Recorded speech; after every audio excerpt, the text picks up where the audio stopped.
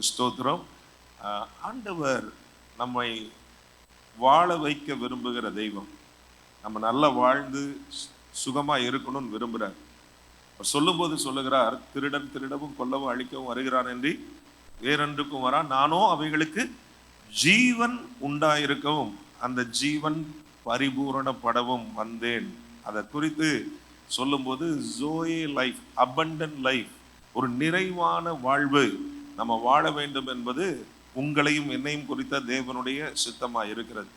நீங்களும் நானும் அப்படிப்பட்ட நிறைவான வாழ்வு வாழணும்னா நம்ம ஆத்துமா நன்றாய் வாழ வேண்டும். நமக்குள்ளே 3 பகுதிகள் இருக்கிறது. நமக்குள்ளே ஒரு ஆவி மனிதன், நாம் ஆவியாக இருக்கிறோம்.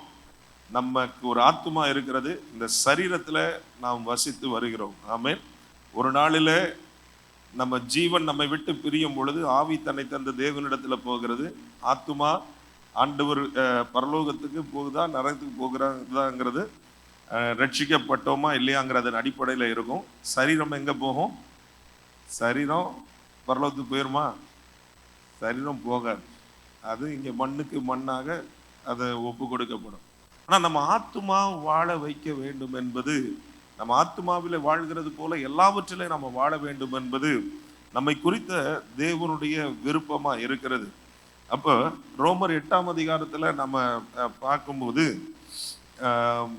நம்ம மாம்சத்தினுடைய சிந்தை 6ஆம் வசனம் மரணம், ஆவியின் சிந்தையோ ஜீவனும் சமாதானமுமாம் என்று சொல்லப்பட்டிருக்கிறது. அப்ப இந்த மாம்சத்தின் சிந்தை மரணம், ஆவியின் சிந்தையோ ஜீவனும் சமாதானமுமாம் என்ற காரியத்தை நம்ம குறித்து நம்ம பார்க்க ஆரம்பித்தோம்.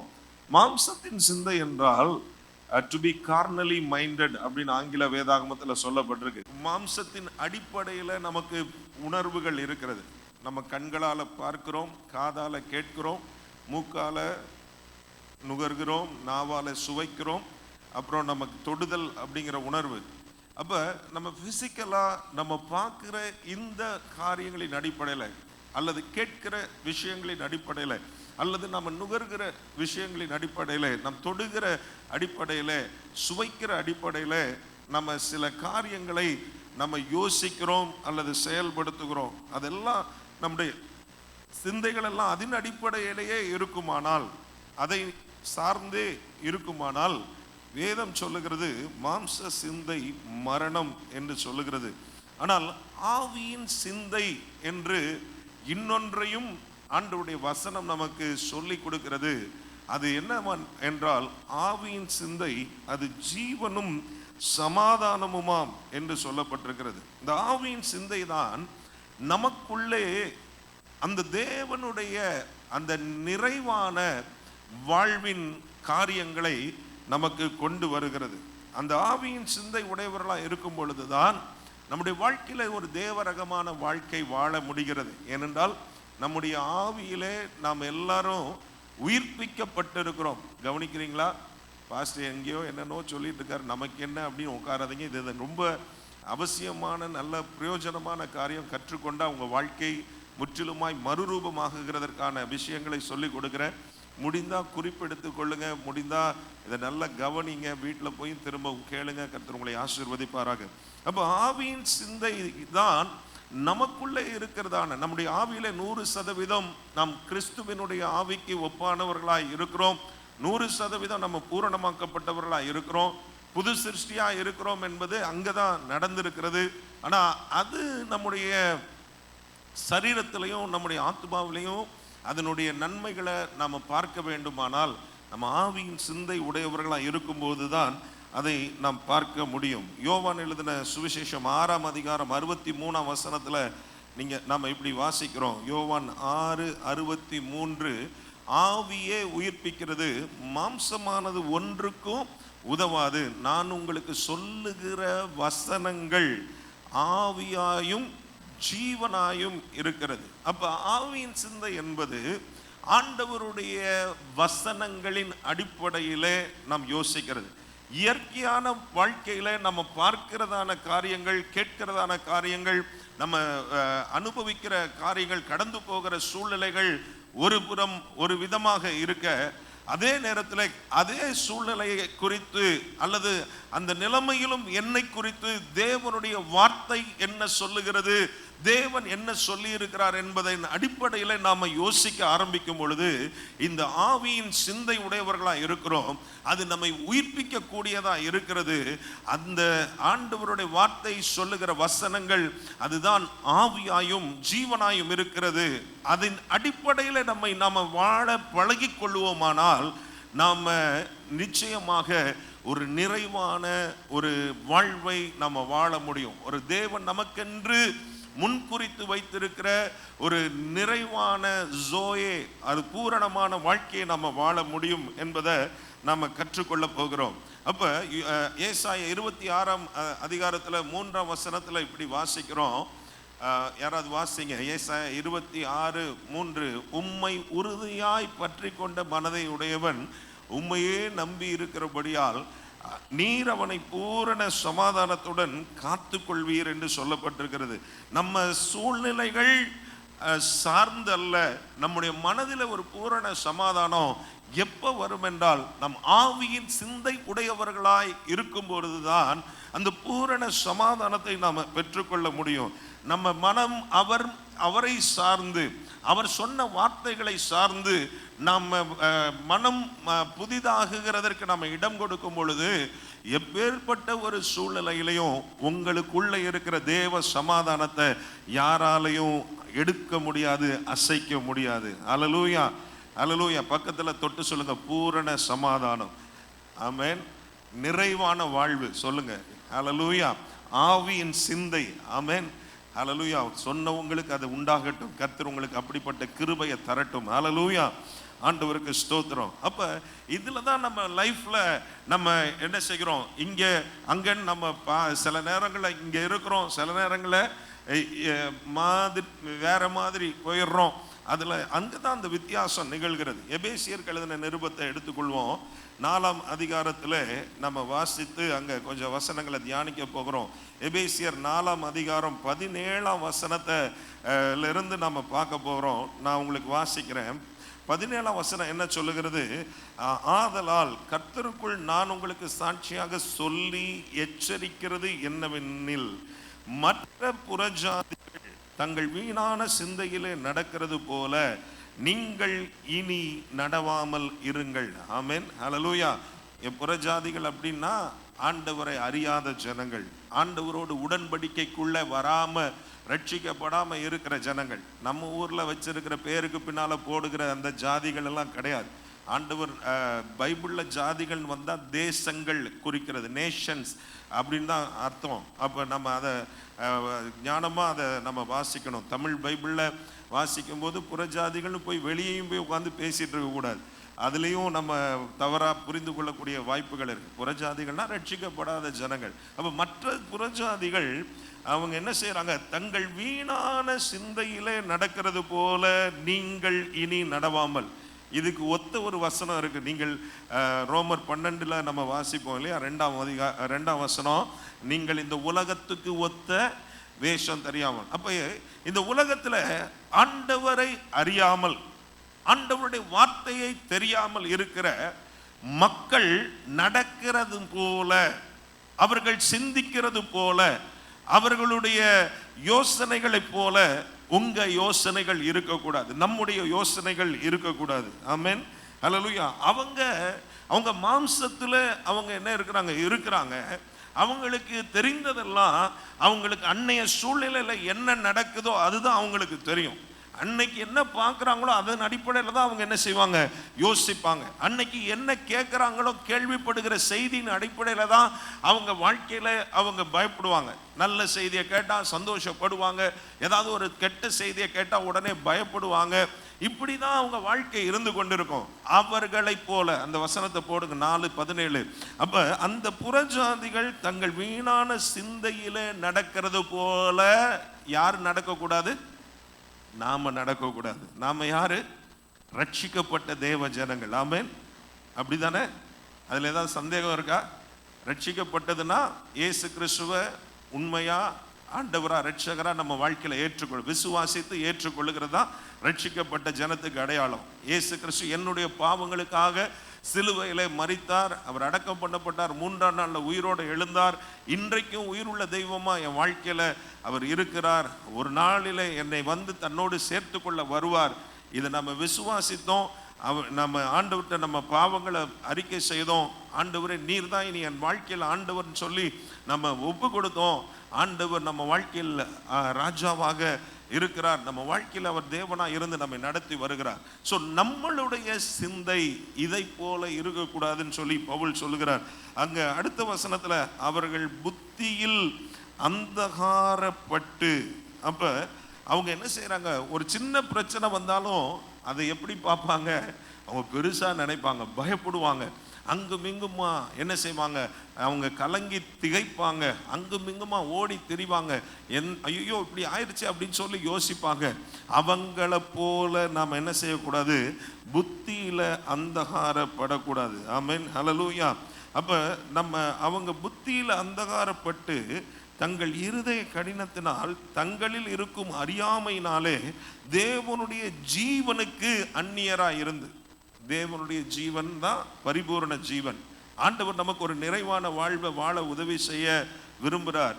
ஆனா இந்த ஆண்டவரை அறியாத மக்கள் எப்படி இது பண்றாங்க, அவங்க புத்தியில அந்தகாரப்படுகிறாங்க.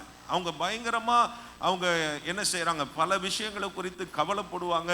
அவங்க பல விஷயங்களை குறித்து நம்பிக்கையற்ற நிலைமையில இருப்பாங்க. பல காரியங்களை பார்த்து அவங்க பார்க்கறதன் அடிப்படையில், கேட்கறதன் அடிப்படையில், அவங்க அனுபவிக்கிறதன் அடிப்படையில் அவங்க யோசிப்பாங்க, செயல்படுவாங்க. நாம அப்படி அந்தகாரப்படாமல் அவங்க இருக்க வேண்டும் என்று ஆண்டவர் விரும்புகிறார். அது மாத்திரமல்ல, அவங்க இருதய கடினத்தினாலே, அப்புறம் அவங்களுக்கு இருக்கிற அறியாமையினாலே அவங்க என்ன செய்யறாங்களாம், தேவன் வைத்திருக்கிற அந்த நிறைவான வாழ்வுக்கு ரொம்ப தூரமா இருக்கிறாங்களாம்.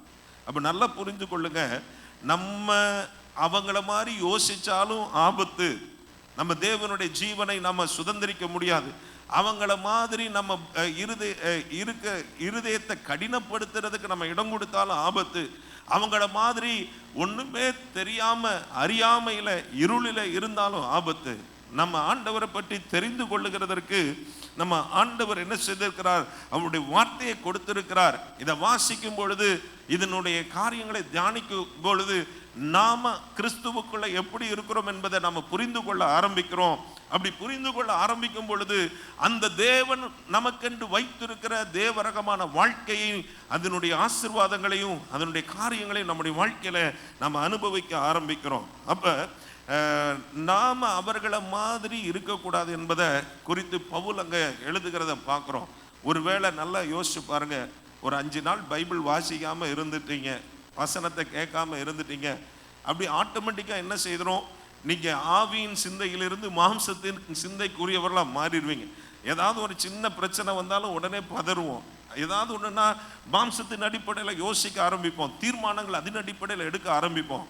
இதுதான் ரொம்ப அப்படியே நம்ம மனம் தானா என்ன செய்ய ஆரம்பிச்சிடும், நம்ம பார்க்கறதன் அடிப்படையில், கேட்கறதன் அடிப்படையில், நம்ம அனுபவத்தின் அடிப்படையில் யோசிக்க ஆரம்பிக்கும். ஆனால் நல்ல வசனத்தை வாசித்து நல்ல ஆவியில நம்ம பலனடைந்து இருப்போமானா, நம்ம பார்க்கறதும் கேட்கறதும் நம்ம கடந்து போகிறதும் நம்மளை எதுவும் அசைக்க முடியாது. கர்த்தர் என் கூட இருக்கிறார் என்கிற நிச்சயம் இருக்கும், கர்த்தர் என்னை நடத்துகிறார் என்கிற தைரியம் இருக்கும், எனக்குள்ள இருக்கிறவர் பெரியவர் என்கிற நம்பிக்கை இருக்கும். ஹல்லேலூயா. நம்ம பார்க்கறதின் அடிப்படையில், கேட்கறதின் அடிப்படையில் முடிவெடுக்க மாட்டோம். நம்ம கர்த்தருடைய வார்த்தையின் அடிப்படையில், தேவனுடைய சித்தத்தின் அடிப்படையில், தேவன் வழி நடத்துகிற வழிகாட்டுதலின் அடிப்படையில் நம்ம செயல்பட ஆரம்பிப்போம். ஹல்லேலூயா. அப்படி செய்யும் போதுதான் அந்த தேவரகமான வாழ்க்கையை, நம்ம அந்த பரிபூரணமான அந்த நிறைவான வாழ்க்கையை நம்ம சுதந்திரிக்க முடியும். ஹல்லேலூயா, ஹல்லேலூயா.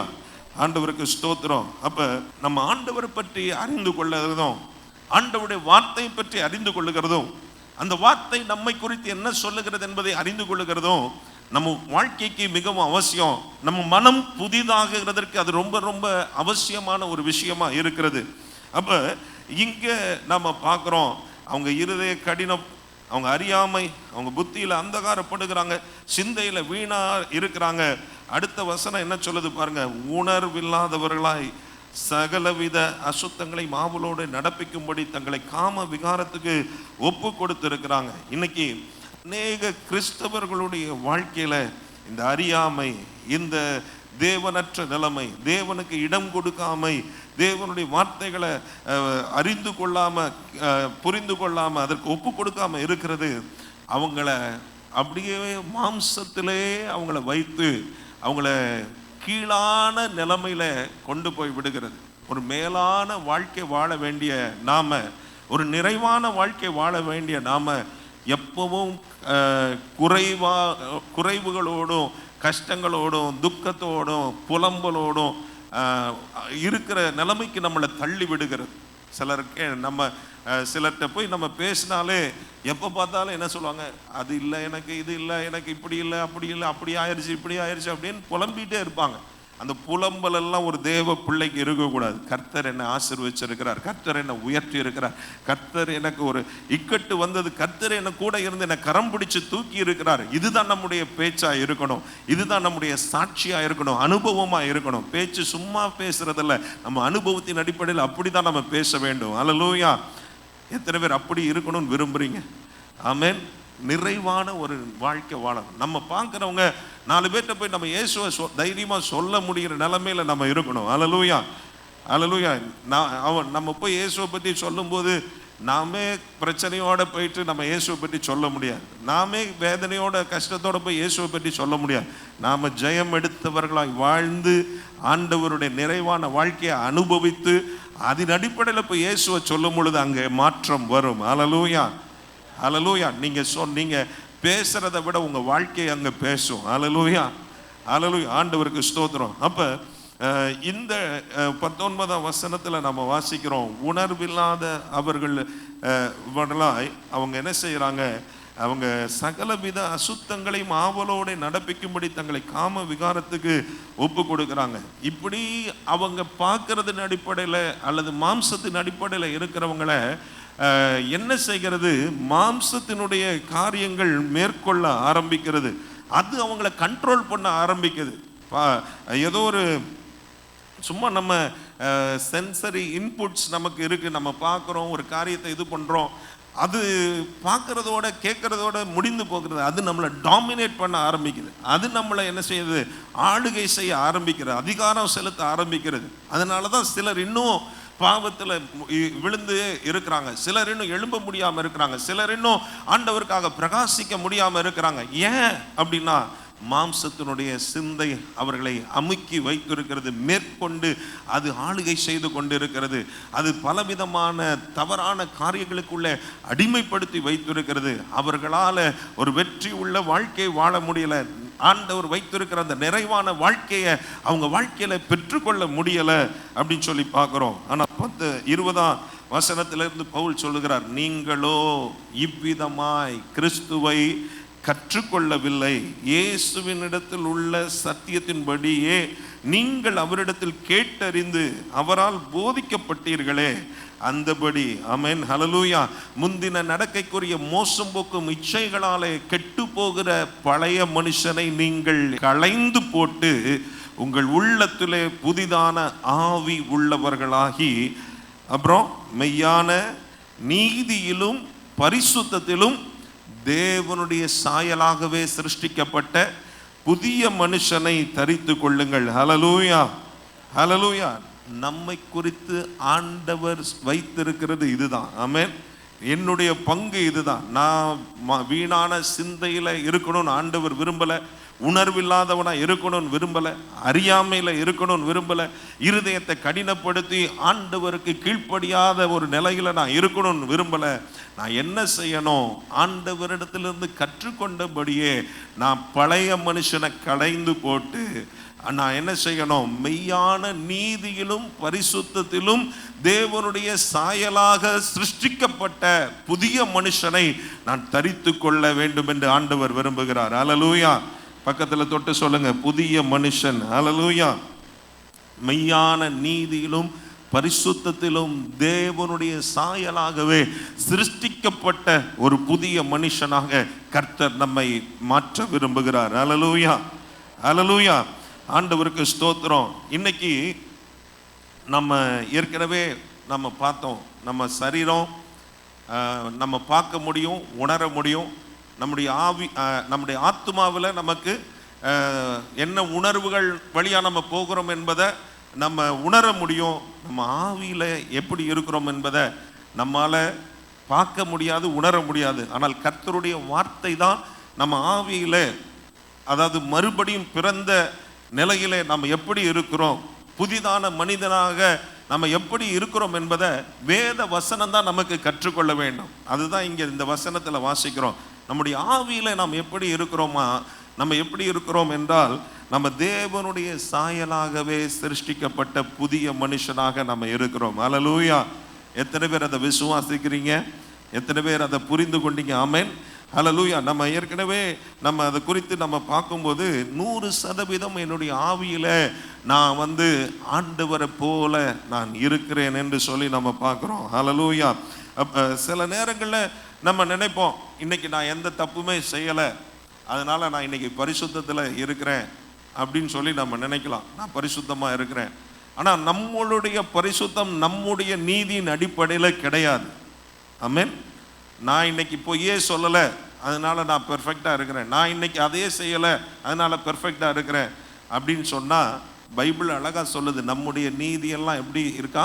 ஏசாயா 64:4 வாசிக்கிறோம், நம்முடைய நீதியெல்லாம் நல்ல அழகான கந்தையாக இருக்கா, ரொம்ப அழுக்கான கந்தையாக இருக்கு. நம்ம நீதியெல்லாம் வாய்ப்பே இல்லை. ஆண்டவர் பக்கத்தில் போகிறதற்கு எந்த ஒரு நிலையிலும் நம்ம போகிறதற்கு தகுதியே படுத்த முடியாததாக தான் இருக்கிறது. நிறைய நேரத்தில் நாம் நம்மளுடைய நீதியை தான் பெருமையாக பேசிக்குவோம். நான் யார் தெரியுமா, நான்லாம் 3 மணி நேரம் முழங்கால் படிட்டு ஜோம் பண்ணேன்னா அப்படியே பரலோகமே இறங்கி வரட்டும், நல்லது தான். அதனால நீங்கள் பெரிய உங்கள் நீதியை நீங்கள் பெருமையாக சொல்ல முடியாது.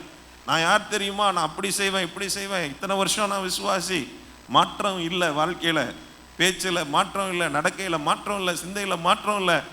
ஆனால் நம்ம நீதியெல்லாம் அவருடைய ஸ்டாண்டர்டுக்கு நம்ம எட்ட முடியாதுங்க. அதுதான் பைபிளும் நமக்கு சொல்லி கொடுக்குது. நம்ம வேணும்னா நம்ம வெளிப்படையான நம்முடைய நடக்கைகளின் அடிப்படையில் இன்றைக்கி நான் கொஞ்சம் பரவாயில்லை அப்படின்னு வேணால் நினைக்கலாம். நம்ம அந்த நீதி, மெய்யான நீதியிலும் பரிசுத்தத்திலும் நம்ம ஆத்மாவில் நம்முடைய சரீரத்தில் நம்ம முன்னேறி கொண்டு இருக்கிறோம். என்னைக்கு பெர்ஃபெக்ட் ஆகும்னு தெரியாது. பெர்ஃபெக்ட் ஆகிட்டோன்னு யாராலும் சொல்ல முடியாது. பெர்ஃபெக்டானால் இங்கே இருக்க வேண்டிய அவசியமும் கிடையாது. புரியுதா? பெர்ஃபெக்ட் ஆகிட்டேன் அப்படின்னு யாராவது, நான் ரொம்ப பெர்ஃபெக்ட்னு யாராவது சொன்னீங்கன்னா டிக்கெட்டு கொடுத்துடலாம் இல்லையா? ஆண்டவர் அப்படி நம்ம இருக்க முடியல. எப்பயுமே அவரை சார்ந்து தான் இருக்கிறோம். ஆனால் உங்களுடைய என்னுடைய ஆவியில் நம்ம புதிய மனிதனாக இருக்கிறோம். அதற்கு காரணம் நம்மளுடைய நீதியில் அல்ல, மெய்யான நீதியிலும் பரிசுத்தத்திலும் தேவனுடைய சாயலாக சிருஷ்டிக்கப்பட்ட புதிய மனுஷன். அல்லேலூயா!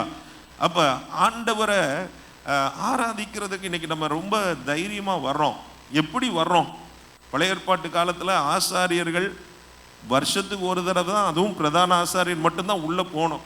அவர் உள்ளே போயிட்டு வெளியே வர்ற வரைக்கும் எல்லாம் மூச்சை பிடிச்சிட்டு நிற்பாங்க, வெளியே காத்திருப்பாங்க, தேவ சமூகத்தில் விழுந்து கிடப்பாங்க. ஏன்னா போயிட்டு அவர் திரும்பி வந்தாதான் அந்த தேசத்தின் பாவங்களுக்கு பரிகாரம் உண்டாச்சுங்கிறது அவங்களுக்கு தெரியும்.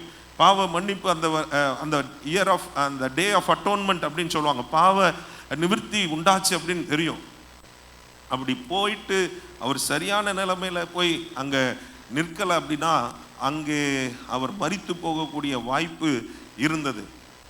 அப்படி பயந்து தான் அவங்க ஆண்டோடைய சமூகத்தில் போனாங்க. இன்னைக்கு நாம் அப்படி வர்றோமா? இன்னைக்கு நம்ம பயந்தா வர்றோம்? இன்னைக்கு தைரியமாக வர்றோம்.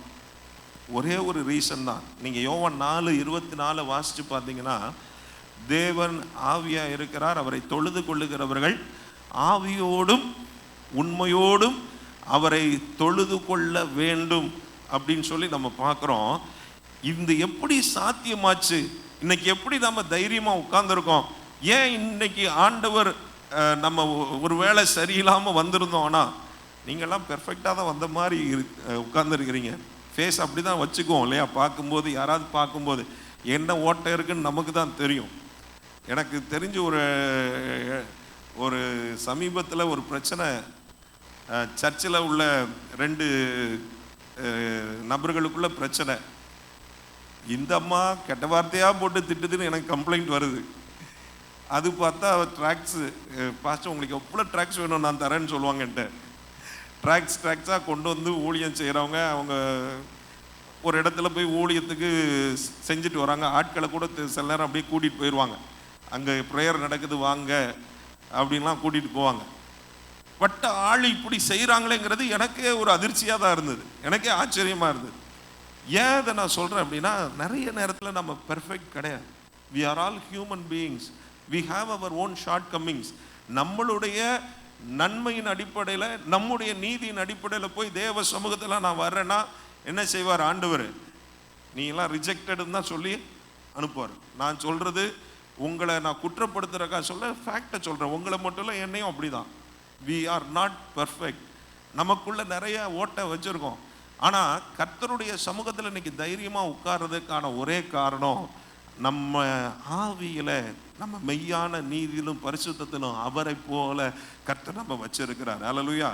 அப்போ நம்ம ஆவியோடு உண்மையோடு கர்த்தரை ஆராதிக்கணும், தொழுது கொள்ளணும்னு வரும்போது அவர் ஆவியாக இருக்கிறார். நம்முடைய ஆவியில் நம்ம எப்படி இருக்கிறோங்கிறத பார்க்குறார். அதன் அடிப்படையில் தான் இங்கே வந்து உட்கார்றதுக்கு ஆண்டவர் உதவி செய்திருக்கிறார். ஆமென், ஹல்லேலூயா. ஆண்டவருக்கு ஸ்தோத்திரம். அப்போ நல்லா யோசித்து பாருங்க, இன்னைக்கு என்னுடைய நீதி எல்லாம் அழுக்கான கந்தைகளாக இருக்கு. ஆனால் நான் ஆண்டவருடைய சமூகத்தில் இன்னைக்கு வந்திருக்கிறேன்னா, நான் என்னுடைய நீதியின் அடிப்படையில் அல்ல, எனக்குள்ளே தேவன் அவருடைய குமாரனா இயேசு கிறிஸ்துவனுடைய நீதியை வச்சிருக்கிறார். 1 கொரிந்தியர் 1:30 வாசிச்சு பார்த்தீங்கன்னா 30-31 அந்தபடி நீங்கள் அவராலே கிறிஸ்து இயேசுவுக்கு உட்பட்டு இருக்கிறீர்கள், எழுதி இருக்கிறபடியே மேன்மை பாராட்டுகிறவன் கர்த்தரை குறித்தே மேன்மை பாராட்டத்தக்கதாக அவரே தேவனால் நமக்கு ஞானமும் நீதியும் பரிசுத்தமும் மீட்புமானார். அல்லேலூயா. அவரே நமக்கு நீதியாக இருக்கிறார், பரிசுத்தமாக இருக்கிறார். இப்போ என் நீதியை இல்லை எவ்வளவுதான பெஸ்ட்டாக இருந்தாலும், நான் உள்ளதிலே ரொம்ப பெஸ்ட், இங்கே இருக்கிற எல்லாரை விட நான் ரொம்ப பெஸ்ட்டுன்னு நினச்சிட்டு இருந்தாலும், அது இன்னும் தேவனுடைய நீதியின் அளவை விட குறைவாக தான் இருக்கு. ஆனால் என் நீதியின் அடிப்படையில் அல்ல, தேவன் யாருடைய நீதியை நமக்கு தந்திருக்கிறார்? இயேசு கிறிஸ்துவனுடைய நீதி. அவரே நமக்கு நீதியும் ஞானமும் பரிசுத்தமும் மீட்புமா இருக்கிறார். அதன் அடிப்படையில் நம்ம இன்னைக்கு தைரியமா இந்த இடத்துல உட்கார ஆண்டவர் உதவி செய்திருக்கிறார். அல்லேலூயா, அல்லேலூயா. நம்ம வேணா பக்கத்தில் உள்ள ஆளை பார்த்துட்டு நான் உன்னைய விட நல்லவன் அப்படின்னு நினச்சிக்கலாம். அப்படிலாம் நிறைய பேர் நினைப்பாங்க இல்லையா? இவங்களா, இவங்க யாருன்னு நமக்கு தெரியாதா அப்படின்னு சொல்லி என்ன செய்வோம், நம்ம இங்கேயே பார்த்துட்டு இருப்போம். இங்கே பார்க்கறது பிரயோஜனமே இல்லை. அங்கே அவருடைய நீதிக்கு நம்ம எப்படி இருக்கிறோம்னு பார்த்தா நமக்கு சான்ஸே இல்லை தான். ஆனால் இரக்கத்தின் அடிப்படையில் தேவன் நம்மை அவருடைய நீதியை, இயேசு கிறிஸ்துவின் நீதியை நமக்கு என்ன செய்திருக்கிறார்? கொடுத்திருக்கிறார். இப்போ உங்களையும் என்னையும் பார்க்கும்போது அதன் அடிப்படையில் பார்க்கறனால தான் இன்னைக்கு நம்ம ஆண்டவருடைய சமூகத்தில் உட்காரும்படியாக, ஆண்டவரோடு உறவாடும்படியான பாக்கியத்தை கொடுத்திருக்கிறார். அப்படி இல்லைன்னா அவரோட உறவாடவே முடியாது. ஏன்னா அவர் பரிசுத்தம் உள்ள தேவன், பாவம் பாராத சுத்த கண்ணன். அவர் பாவம் இருக்கிற இடத்துல அவர் இருக்க மாட்டார். அவருடைய நீதியின் அடிப்படையில் உங்களை தைரியமாய் அவருடைய சமூகத்திற்கு கிருபாசனத்தன்னைக்கு அவருடைய பிரசன்னத்துக்குள்ளே நுழைகிற பாக்கியத்தை உங்களுக்கும் எனக்கும் கர்த்தர் கொடுத்திருக்கிறார். ஹல்லேலூயா. புரிந்து கொண்டவங்க சத்தமா ஒரு அல்லேலூயா சொல்லுவோமா? ஆமென், ஹல்லேலூயா. ஆண்டவருக்கு ஸ்தோத்திரம். இப்போ உங்களை பார்க்கும்போது உங்களுடைய செயல்களில் அடிப்படையில், நீங்கள் பேசினதன் அடிப்படையில், நீங்கள் யோசிக்கிறதின் அடிப்படையில் ஆண்டவர் உங்களை பார்க்கல. அவருடைய குமாரன் எவ்வளவு பரிசுத்தமாக இருக்கிறாரோ, எவ்வளவு உண்மையாக இருக்கிறாரோ, எவ்வளவு நீதியாக இருக்கிறாரோ, அவருடைய நீதியின் அடிப்படையில் இன்னைக்கு ஆண்டவர் நம்மை பார்க்கிறார். பழைய ஏற்பாட்டு விசுவாசிகளுக்கு அந்த பாக்கியம் கிடையாது. ஏன்னா இயேசு கிறிஸ்து அவர்களுக்காக மரிக்கல, அவருடைய பாவத்திற்கான பரிகாரம் செலுத்தப்படாமல் இருந்தது. அவங்க அந்த முழுமையான அந்த ரட்சிப்பின் அனுபவம் அவங்களுக்கு கிடைக்காம இருந்தது. நிழலாட்டமான ஒரு வாழ்க்கை தான் வாழ்ந்தாங்க. ஆனால் புதிய ஏற்பாட்டில் புது உடன்படிக்கையின் கீழே இருக்கிற உங்களுக்கும் எனக்கும் அந்த மெய்யான நீதியிலும் பரிசுத்தத்திலும் தேவனுடைய குமாரனுடைய சாயலாகவே சிருஷ்டிக்கப்பட்ட புதிய மனுஷனை தரித்து கொள்ளக்கூடிய பாக்கியம் கிடைத்திருக்கிறது. நல்ல கரங்களை தட்டி ஆண்டவரை மகிமைப்படுத்துவோமாக. ஆமென், ஹல்லேலூயா. ஆண்டவரே, என்னுடைய ஆண்டவரே வாழ்க்கையில் என்னுடைய நீதியின் அடிப்படையில் அல்ல, உம்முடைய இரக்கத்தின் அடிப்படையில், கிருபையின் அடிப்படையில், கிறிஸ்துவினுடைய நீதியின் அடிப்படையில் இன்றைக்கு நான் ஒரு நீதிமானாய் இந்த இடத்துல உட்கார்ந்து கொண்டிருக்கிறேன். ஹல்லேலூயா. நம்முடைய சரீரமும் நம்முடைய ஆத்மாவும் அதில் ஒரு ப்ராசஸில் இருக்குது. நம்ம கொஞ்சம் கொஞ்சமாக நம்ம பரிசுத்தத்தில் வளருகிறோம். கொஞ்சம் கொஞ்சமாக நம்ம நீதியில் கிரியைகளாக நம்ம கிரியைகள் மாறுகிறது. சமீபத்தில் ஒரு நாளோட பேசிகிட்டு இருந்தேன். அப்போ அவங்க சொன்னாங்க, இப்போல்லாம் எனக்கு கோவமே வரமாட்டேங்குது பாஸ்டர் அப்படின்னாங்க. ஏன்னா அவங்க ஆரம்பத்தில் எப்படி இருந்தாங்கன்னு எனக்கு தெரியும். பயங்கரமாக எதுக்கு எடுத்தாலும் கோவம், எதுக்கு எடுத்தாலும் சண்டை, எதுக்கு எடுத்தாலும் எரிஞ்சு விழுவாங்க. ஆனால் இப்போ அவங்க சாட்சியாக சொன்னாங்க, பாஸ்டர் இப்போல்லாம் எனக்கு கோவமே வரமாட்டேங்குது. கொஞ்சம் முன்னேறி இருக்கிறாங்க, பரவாயில்ல, அட்வான்ஸ் ஆகியிருக்கு. ஆண்டவர் என்ன செய்கிறார், அவர் அந்த மெய்யான நீதியும் பரிசுத்தமும் ஆவியில் இருக்கிறது கொஞ்சம் என்ன செய்திருக்கு, ஆத்துமாவில் அவனுடைய செயலில் வெளிப்பட ஆரம்பித்திருக்கிறது. நமக்கும் அப்படிதான். நம்ம நிறைய சொல்ல முடியும், முன்னே விட நான் பரவாயில்ல அப்படின்னு சொல்ல முடியும். ஆனால் பெர்ஃபெக்ட்னு சொல்ல முடியுமா? இன்னும் அந்த பெர்ஃபெக்ஷனுக்குள்ள நம்ம வரலை, போயிட்டே இருக்கோம். Towards perfection, we are moving towards perfection. ஆண்டவர் நமக்கு உதவி செய்துட்டு இருக்கிறார்.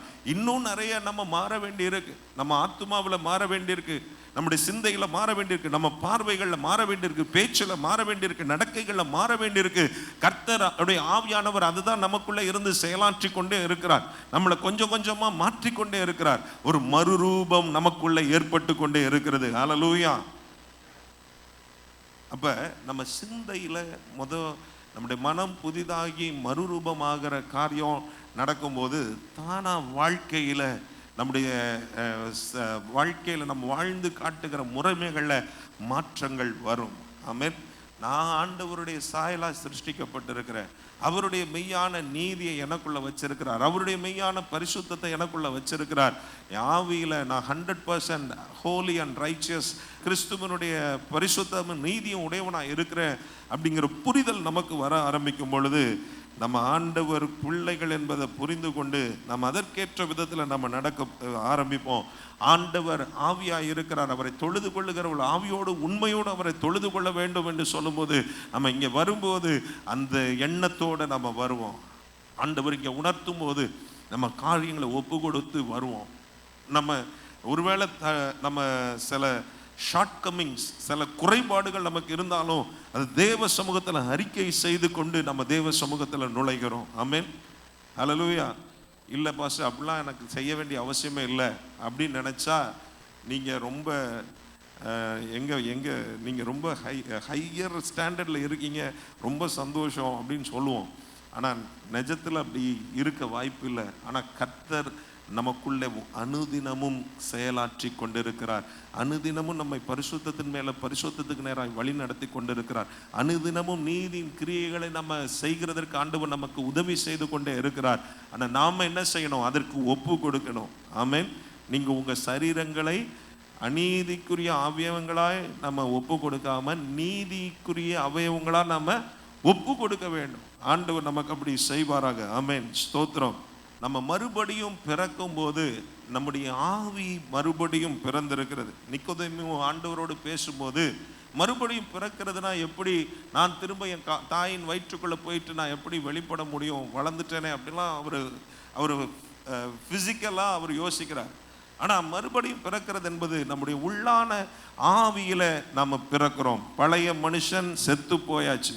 பழைய மனுஷன்னா ஆவி செத்து போன நிலைமையில் இருந்தது, உயிர்ப்பிக்கப்படாமல் இருந்தது. ஆனால் என்னைக்கு இயேசு வந்தாரோ அன்னைக்கு நம்முடைய ஆவி உயிர்ப்பிக்கப்பட்டது. ஹல்லேலூயா. அவரோடு உள்ள கனெக்ஷன் ரீகனெக்ட் ஆயிருச்சு. ஆமென், ஹல்லேலூயா. பாவத்து நிமித்தமாக கனெக்ஷன் இல்லாமல் இருந்தது, திரும்ப கனெக்ட் ஆயிடுச்சு. எபேசியர் 2:1 நம்ம வாசிக்க முடியும். அக்கிரமங்களினாலும் பாவங்களினாலும் மரித்தவர்களாக இருந்த நம்மை தேவன் என்ன செய்திருக்கிறார்? உங்களை உயிர்ப்பித்திருக்கிறார், நம்ம உயிர்ப்பித்திருக்கிறார். ஆமென், ஹல்லேலூயா. ஸோ இப்போ நம்ம பழைய மனுஷனுடைய காரியங்கள் எல்லாம் களைந்து போட்டு நம்ம புதிதான ஆவி உடையவர்களாக இருக்கிறோம் என்பதை புரிந்து கொள்ளணும். அவருடைய ஆவியும் நம்முடைய ஆவியும் இணைந்து நம்ம ஒரு புது சிருஷ்டியாக நம்முடைய உள்ளத்தில் இருக்கிறோம். ஹல்லேலூயா, ஹல்லேலூயா. இன்னைக்கு அதுதான் மாற்றம் எங்கே ஏற்பட்டிருக்கிறது? மாற்றம் எங்கே ஏற்பட்டிருக்கிறது? சரீரத்திலேயா, ஆத்துமாவிலேயா, ஆவியிலையா? ஆவியில ஒரு மாற்றம் ஏற்பட்டிருக்கிறது. ஹல்லேலூயா. அதை குறித்து இன்னும் ஒரு 2 வசனம் வாசிக்கலாமே. கலாத்தியர் 4ஆம் அதிகாரத்தில் 6ஆம் வசனம் இப்படி நம்ம வாசிக்கிறோம். கலாத்தியர் 4:6, மேலும் நீங்கள் புத்திரராய் இருக்கிறபடினால் அப்பா பிதாவே என்று கூப்பிடத்தக்கதாக தேவன் தமது குமாரனுடைய ஆவியை உங்கள் இருதயங்களில் அனுப்பினார். ஆமென், அல்லது யாருடைய ஆவி நமக்குள்ள இருக்கு? அவருடைய குமாரனுடைய ஆவி. அப்ப உங்க ஆவியில நீங்க அவருடைய குமாரனுக்கு ஒப்பாகவே இருக்கிறோம். அது எப்படி இருக்கா? மெய்யான நீதியிலும் பரிசுத்தத்திலும் தேவனுடைய சாயலாகவே சிருஷ்டிக்கப்பட்ட. ஆமென். நம்ம ஆவியில நம்ம அப்படி இருக்கிறோம் என்பதை நம்ம புரிந்து கொள்ளுகிறது அவசியமா இருக்கிறது. ஆண்டவர் தம்முடைய குமாரனுடைய ஆவியை நமக்குள்ள வச்சிருக்கிறார். நம்ம இன்றைக்கு சாதாரணமானவங்க அல்ல, நம்ம ஆவியில உயிர்ப்பிக்கப்பட்டவங்க, ஆவியில 100% அவருடைய குமாரனுடைய சாயலுக்கு ஒப்பா இருக்கிறவங்க. அந்த குமாரனுடைய ஆவியை நம்ம உடையவர்களா இருக்கிறனால தான் தைரியமாய் நம்மளால சொல்ல முடியும், நான் ஒரு தேவனுடைய பிள்ளை என்று. ஆமென். அல்ல, இன்னைக்கு தைரியமா அப்பான்னு சொல்லி கூப்பிட முடிகிறது காரணம் அந்த குமாரனுடைய ஆவிய கர்த்தர் உங்களுக்குள்ள எனக்குள்ள வச்சிருக்கிறது தான். ஹல்லேலூயா, ஹல்லேலூயா. பழைய ஏற்பாட்டு காலங்களில் அப்பான்னு கூப்பிட்ட வாய்ப்பே இல்லை. பேரை சொல்லவே அவங்களுக்கு சான்ஸ் இல்லை, கொடுக்கப்படலை. பேரை வீணில வழங்காது இருப்பாங்க. பிரதான ஆசாரியன் அந்த பலிபீடத்தில் போய் அந்த பாவ நிவர்த்தி செய்யும் போது அங்கே மட்டும்தான் அவர் அந்த பேரை உச்சரிக்கிறதுக்கே ஒரு பர்மிஷன் இருக்கு. அப்படிப்பட்ட நிலைமையில இருந்த இன்னைக்கு நாம அப்பான்னு கூப்பிடுறோம், என்னென்னலாமோ சொல்லி கூப்பிடுறோம், அன்பேன்னு கூப்பிடுறோம், ஆறுயிரேன்னு கூப்பிடுறோம். ஆனால் உண்மையா இன்னைக்கு ஆண்டவரை நம்ம என்ன செய்யறோம்? கூப்பிடக்கூடிய பாக்கியத்தை பெற்றிருக்கிறோம். அவரோடு சம்பாஷிக்கக்கூடிய, பேசக்கூடிய சாக்கியத்தை பெற்றிருக்கிறோம். உரிமையோடு அவருடைய சமூகத்தில் நுழைகிற ஒரு கிருபையை பெற்றிருக்கிறோம். ஹல்லேலூயா, ஹல்லேலூயா. அப்ப நம்ம அவருடைய ஆவி நம்முடைய ஆவி ஒன்றாகி ஒரு புது சிருஷ்டியாக நம்ம சிருஷ்டிக்கப்பட்டிருக்கிறோம். அது இப்போ நம்ம தேவனுடைய கண்ணாடியில் ஆண்டவருடைய வசனத்தில் நம்ம பார்க்கும் பொழுது, உங்களை நீங்கள் ஆண்டவருடைய வார்த்தையின் அடிப்படையில் பார்க்கும்போது உங்கள் ஆவியில் நீங்கள் மெய்யான நீதி உடையவர்களாக இருக்கிறீங்க, நல்ல பூரண பரிசுத்தம் உடையவர்களாக இருக்கிறீங்க, நீங்கள் சுத்தமானவர்களாக இருக்கிறீங்க. ஆமென், ஹல்லேலூயா. குற்ற உணர்வு வருமா? அப்படி அதை நம்ம புரிந்து கொண்டால் நமக்குள்ளே என்ன வராது? குற்ற உணர்வு வராது. தேவ சமூகத்தில் போகிறதற்கு தயக்கம் வராது. தைரியமாய் நம்ம ஆண்டவருடைய பாதத்துக்கு போவோம். ஆண்டவருடைய சமூகத்தில் உறவாடுகிற நிலைமையில் நம்ம போவோம். நல்ல ஒரு அன்பு அடிப்படையில் உள்ள உறவு நமக்கு வரும். அவருடைய பிள்ளை என்கிற நிலைமையில் அதிகாரத்தையும் நம்ம பயன்படுத்துகிற உரிமையை நம்ம பெற்றிருக்கிறோம். நம்ம அதிகாரம் உடையவர்களாகவும் நம்ம வாழ முடியும். ஹல்லேலூயா, ஹல்லேலூயா. ஸோ நீங்கள் இயேசுவை போல நம்ம ஆவியில் நம்ம இருக்கிறோமா? ஆமென். அவருடைய குமாரனுடைய ஆவி. இயேசுவை போல எத்தனை பேர் இருக்கிறீங்க? பசு தாடியெல்லாம் இல்லை, நீளமான முடி இல்லை, அப்படி யோசிச்சிடாதீங்க. ஹல்லேலூயா. இயேசுவினுடைய தன்மைகள், சுபாவங்கள், அவருடைய அன்பு, அவருடைய பரிசுத்தம், அவருடைய மனதுருக்கம், அவருடைய இரக்கம், அவர் எப்படி கீழ்ப்படிந்தாரோ அப்படிப்பட்ட கீழ்ப்படிதல் எல்லாமே எங்க இருக்கு? நமக்குள்ள இருக்கு, நம்முடைய ஆவியில இருக்கு. அதெல்லாம் நம்முடைய ஆத்துமாவில வரணும், அதெல்லாம் நம்முடைய சரீரத்தில் வரணும். அதே கீழ்ப்படிதல், அதே பரிசுத்தம், அதே உண்மை, அதே தன்மை நம்முடைய நடக்கையில் வரணும், நம்முடைய பேச்சில் வரணும், நம்முடைய செயலில் வரணும். கிறிஸ்துவில் நம்ம யார் என்பதை நம்ம புரிந்து கொள்ளும் போது நம்ம சிந்தை மாம்சத்தின் சிந்தையாய் இருக்காது, ஆவியின் சிந்தையாய் மாறும். ஹல்லேலூயா, ஹல்லேலூயா. அப்போ அந்த ரோமர் 8 6ஆம் வசனத்துல நம்ம வாசிச்சோம் இல்லையா? மாம்சத்தின் சிந்தை மரணம், ஆவியின் சிந்தையோ ஜீவனும் சமாதானமுமாம். அந்த ஜீவனும் சமாதானமும் நமக்குள்ளே ஹல்லேலூயா இருக்கும். ஹல்லேலூயா.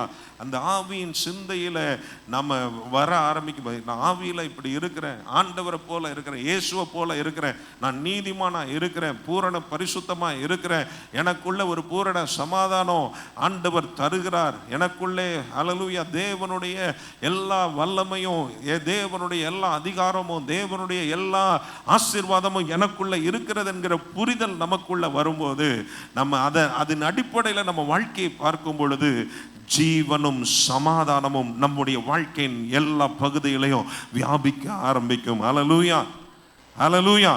அப்போ உங்களை பார்க்குறவங்க உங்களை பார்க்க மாட்டாங்க, உங்களுக்குள்ள இருக்கிற இயேசுவை பார்ப்பாங்க, உங்களுக்குள்ளே இருக்கிற அவருடைய தன்மைகளை பார்ப்பாங்க. அவர் எப்படி ஜனங்கள் தேவையோடு உள்ள ஜனங்களை தேடி போனவரோ அதே போல நீங்களும் போவீங்க. எப்படி அவர் தேவையுள்ள ஜனங்களை பார்க்கும்போது மனதுருகினாரோ அப்படியே நீங்களும் மனதுருக்க உடையவர்களாக இருப்பீங்க. அவர் எப்படி பிதாவினுடைய சித்தத்தை செய்கிறதற்கு தன்னை முழுமையாய் ஒப்பு கொடுத்தாரோ அதே போல நாமும் பிதாவின் சித்தத்தை செய்ய வேண்டும் என்கிற வாஞ்சை உடையவர்களாக இருப்போம். அவர் எப்படி ஒரு உன்னத நோக்கத்தோடு இந்த பூமிக்கு வந்தாரோ நாமும் அந்த பரம தரிசனத்தை நிறைவேற்றுகிறதற்கு ஒரு வாஞ்சை உள்ளவர்களாய் இருப்போம். ஹல்லேலூயா. நமக்குன்னு இருக்கிறதெல்லாம் மாறிடும். நான் என்று சொல்ல எனக்கொன்றும் இல்லை அப்படின்னு ஒரு நிலைமைக்கு வந்துடும். ஆண்டவர் எல்லாமே நீங்க தான் ஆண்டவர், உங்க சித்தம் செய்யணும், உங்க விருப்பம் செய்யணும், உங்க வாஞ்சையை நிறைவேற்றணும், உங்க எண்ணங்களை உங்க நோக்கங்களை நான் நிறைவேற்றணும், உங்க பரம தரிசனங்கள் என் வாழ்க்கையில நிஜமாகணும். இப்படி நம்ம என்ன செய்ய ஆரம்பிப்போம்? யோசிக்க ஆரம்பிப்போம். அப்போ ஒரு மறுரூபம், ஒரு பெரிய வாழ்க்கை மாற்றம், சிந்தையில மாற்றம், நடக்கையில மாற்றம், பேச்சில மாற்றம், இதெல்லாம் நம்ம வாழ்க்கையில வெளிப்பட ஆரம்பிக்கும். ஸோ மாம்சத்தின் சிந்தை மரணம், ஆவியின் சிந்தையோ ஜீவனும் சமாதானமுமாம் என்று சொல்லி நம்ம பார்த்தோம் இல்லையா? அப்போ அதை நம்ம பெற்றுக்கொள்ள முடியும். அந்த நிறைவான தேவரகமான ஒரு வாழ்க்கை நம்ம வாழ ஆரம்பிப்போம். அநேகருக்கு ஆசீர்வாதமாய் நம்ம விளங்க ஆரம்பிப்போம். ஆமென். அதில் உங்களால் சும்மா இருக்க முடியாது. இயேசுவை பற்றி 4 பேருக்கு சொல்லியே ஆகணும்னு சொல்லி என்ன செய்வீங்க? நீங்கள் அந்த வாஞ்சை உங்களுக்குள்ளே பெருக ஆரம்பிக்கும். 10 பேரை கூட்டிகிட்டு வந்துடுவீங்க சர்ச்சுக்கு. ஆமென், ஹல்லேலூயா. நான் பொய் சொல்லலை, நிஜம். உங்களை கொண்டு ஆண்டவர் செய்ய முடியும். எப்போனா உங்கள் சிந்தை மறுரூபமாகும் போது.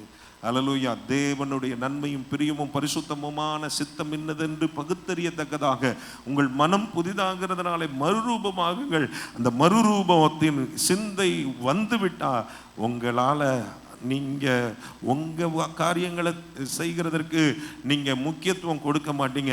கர்த்தருடைய சித்தம் எதுவோ அதை தான் நான் செய்வேன். அந்த தேவரகமான வாழ்க்கை, அதனுடைய சந்தோஷம், அதில் இருக்கிற நிறைவு, அதில் இருக்கிற ஆசீர்வாதங்களை நான் அனுபவித்த மாதிரி என் சொந்தக்காரங்க அனுபவிக்கணும், என் கூட வேலை பார்க்குறவங்க அனுபவிக்கணும், என் பக்கத்து வீட்டுக்காரங்க அனுபவிக்கணும், எனக்கு தெரிந்தவங்க தெரியாதவங்க யார் எல்லாம் என்னை நான் சந்திக்கிறேனோ அவங்க எல்லாம் பெற்றுக்கொள்ளணும். இந்த ஆர்வம் நமக்குள்ள வரும். ஹல்லேலூயா. நமக்குள்ள சில சகோதரிங்க இருக்காங்க, அப்படிப்பட்ட ஆர்வம் உடையவங்க. நான் பார்த்துருக்கேன். அவங்களாம் கையில் போகும்போதே பேக்கில் ட்ராக்ஸ் எடுத்துகிட்டு போவாங்க, அல்லது நியூ டெஸ்ட்மெண்ட் வச்சுருப்பாங்க. யார் என்னன்னு பார்க்க மாட்டாங்க. இது இந்த பிடிங்க, நல்லா இருக்கீங்களா, வாங்கி படிங்க அப்படின்பாங்க. சிலர்லாம் சும்மா இருக்க மாட்டாங்க. லீவு நாள் கிடைச்சாலும் அல்லது லீவு போட்டு கூட ஆண்டோட வேலை செய்ய புறப்பட்டு போவாங்க. நம்ம வாழ்க்கையில் அப்படிப்பட்ட அனுபவங்கள் வர வேண்டும். ஹல்லேலூயா. நம்ம சாப்பிட்டு சும்மா படுத்துட்டு தூங்கிட்டு ஏதோ நம்ம வேலை, நம்ம குடும்பம், நம்ம பிள்ளைகள் இப்படியே நம்ம வாழ்கிறது மாற ஆரம்பிக்கும். ஹல்லேலூயா. நம்ம சுயங்கள், நம்ம சுயமான விருப்பங்கள், ஆசைகள் எல்லாம் மாற ஆரம்பிக்கும். ஆண்டவரே, உங்க ஆசையெல்லாம் எனது ஆசை. ஹல்லேலூயா. உங்க விருப்பம்தான் எனது விருப்பம். ஆண்டவரே, உங்க வேலை என் வேலை, உங்க சித்தம் என்னுடைய சித்தம். எத்தனை பேர் அப்படி ஒப்பு கொடுக்க விரும்புறீங்க? ஹல்லேலூயா. எழும்பி நிற்போம். ஆண்டவரை நோக்கி நாம பார்க்க போகிறோம். ஆண்டவரே, மாம்ச சிந்தையோடே நான் நடக்கிறவனாய் அல்ல, நான் ஆண்டவரே ஆவியின் சிந்தை உடையவனாய் மாறணும். ஜீவனும் சமாதானத்தையும் பெற்றுக்கொண்டவங்களாய் நாங்கள் இருக்கணும் ஆண்டவரே. தேவனுக்கு பயன்படுகிற ஒரு வாழ்க்கை வாழணும் ஆண்டவரே. தேவன் வைத்திருக்கிற அந்த நிறைவான வாழ்க்கையினுடைய ஆசீர்வாதங்கள் எங்களுடையதாய் இருக்கிறது என்பதை நாங்கள் புரிந்து கொள்ளணும். அதற்கு நேராய் நாங்கள் ஆண்டவரே அதை பெற்றுக்கொள்ளும்படியாக எங்கள் வாழ்க்கையில் எல்லா பகுதியிலும் அந்த நிறைவான வாழ்க்கையின் அனுபவங்கள் உடையவர்களாய் நாங்கள் காணப்படும்படியாக கர்த்தர் எங்கள் ஒவ்வொருவருக்கும் உதவி செய்வீராக ஆண்டவரே. நல்ல மனம் புதிதாகுகிறதற்கு ஆண்டவரே எங்க ஆவியில நாங்கள் எப்படி இருக்கிறோம் என்கிற ஆண்டவரே நிலைமையை நாங்கள் ஆண்டவரே புரிந்து கொண்டு அந்த மெய்யான நீதியிலும் பரிசுத்தத்திலும் ஆண்டவரே எங்க வாழ்க்கையில நாங்க ஆண்டவரே காணப்பட கர்த்தர் எங்களுக்கு உதவி செய்யுங்க ஆண்டவரே. எங்க பேச்செல்லாம் உங்க ஆண்டவரே உங்களை மாதிரி இருக்கட்டும், அன்பு நிறைந்ததா இருக்கட்டும் ஆண்டவரே, பரிசுத்தம் நிறைந்ததா இருக்கட்டும், தூய்மையான சொற்களா இருக்கட்டும், மற்றவருடைய வாழ்க்கையை கட்டி எழுப்பக்கூடியதான சொற்களா இருக்கட்டும். புறம் கூறுதல் இருக்கக்கூடாது, கெட்ட வார்த்தை எங்க வாயிலிருந்து வரக்கூடாது, கோபத்தோடு எரிச்சலோடு யார்கிட்டையும் நாங்கள் பேசக்கூடாது, கசப்போடு மன்னிக்காத நிலைமையோடு நாங்கள் இருக்கக்கூடாது. பரிசுத்தமாய் ஆண்டவருடைய பிள்ளையாய் இருக்கிறோம் என்கிற உணர்வோடு கூட உங்க ஆண்டவரே ஹல்லேலூயா உங்க வாயிலிருந்து புறப்பட்ட வார்த்தைகள் அநேகருக்கு பிரயோஜனமாய் ஆசீர்வாதமாய் இருந்தது போல என் வாயிலிருந்தும் அநேகரை கட்டுகிற வார்த்தைகள் புறப்பட்டு வரட்டும். அநேகருடைய வாழ்க்கைக்கு ஆசீர்வாதமாய் வார்த்தைகள் இருக்கட்டும்பா. உதவி செய்யுங்க ஆண்டவரே. ஆண்டவரே ஸ்தோத்திரம். என் நடக்கையில ஆண்டவரே ஒரு பரிசுத்தம் இருக்கணும் ஆண்டவரே, ஒரு உண்மை இருக்கணும் ஆண்டவரே, நீதியான கிரியைகளை நான் நடப்பிக்கணும் ஆண்டவரே. தேவனுக்கு பிரியமில்லாத எதையும் நான் செய்யக்கூடாது ஆண்டவரே. தேவனுடைய நாமத்துக்கு தூஷணம் கொண்டு வருகிற மாதிரியான காரியங்கள், என் சாட்சியை கெடுக்கிறதான காரியங்கள், உம்முடைய வாசனை எனக்குள்ள இருக்கிற கிறிஸ்துவினுடைய வாசனையை கெடுக்கிறதான காரியங்கள் என் வாழ்க்கையில வரக்கூடாது ஆண்டவரே. மெய்யான நீதியிலும் பரிசுத்தத்திலும் ஆண்டவரே தேவனுடைய சாயலாகவே சிருஷ்டிக்கப்பட்ட ஒரு புதிய மனுஷனாக நான் இருக்கணும் ஆண்டவரே. ஒரு புது சிருஷ்டியின் அனுபவத்தை என் ஆவியில கொடுத்துருக்கிறீங்க. அதே அனுபவம் என் வாழ்க்கையில, என் ஆத்துமாவில் ஆண்டவரே, என் சரீரத்தில் வெளிப்படட்டும் ஆண்டவரே. என் சிந்தை மாறட்டும், என் எண்ணங்கள் மாறட்டும், என் வாழ்க்கை குறித்ததான நோக்கங்கள் மாறட்டும் ஆண்டவரே. என் ஆசைகள் விருப்பங்கள் மாறட்டும். உங்க நாமத்தை மகிமைப்படுத்துகிற ஒரு வாழ்க்கை வாழ எங்க ஒவ்வொருவருக்கும் கிருபை தாங்க. ஒவ்வொருவரையும் ஆசீர்வதிங்க ஆண்டவரே. எங்க பேச்செல்லாம் ஆண்டவரே, எங்க மூச்செல்லாம் ஆண்டவரே உம்மை மகிமைப்படுத்துகிறதாய், உமக்கு பிரியமானதை செய்கிறதா, உம்மை கனப்படுத்துகிறதா இருக்கட்டும்ப்பா. உங்க சித்தத்தை செய்ய எங்களுக்கு கற்றுத்தாங்க, என்னை வழி நடத்துங்க. இயேசுவின் மூலம் கேட்கிறோம் நல்ல பிதாவே. ஆத்துமாவே கர்த்தரை ஸ்தோத்திரி, என் முழு உள்ளமே கர்த்தருடைய பரிசுத்த நாமத்தை ஸ்தோத்திரி. என் ஆத்துமாவே கர்த்தரை ஸ்தோத்திரி, கர்த்தர் செய்த சகல உபகாரங்களை மறவாதே. ஆமென். நம்முடைய கர்த்தராகிய இயேசு கிறிஸ்துவின் கிருபையும் பிதாவாகிய தேவனுடைய அன்பும் பரிசுத்த ஆவியானுடைய அன்பின் ஐக்கியமும் சந்தோஷமும் சமாதானமும் இன்றும் என்று எப்பொழுது நம் அனைவரோடு கூட என்றைக்கு இருப்பதாக.